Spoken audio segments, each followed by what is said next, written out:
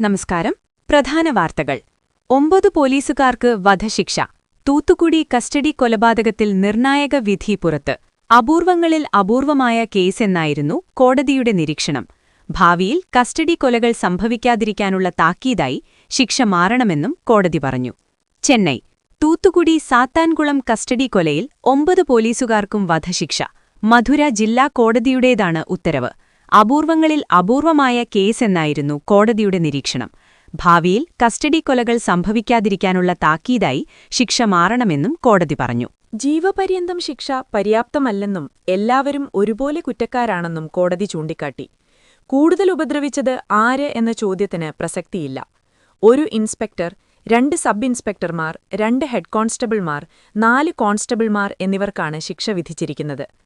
Custody കൊലയ്ക്ക് നേതൃത്വം നൽകിയ ഇൻസ്പെക്ടർ ശ്രീധരന് വിവിധ വകുപ്പുകളിൽ 2 വധശിക്ഷയും 84 ലക്ഷം രൂപ പിഴയുമാണ് ഉത്തരവിൽ പറയുന്നത്.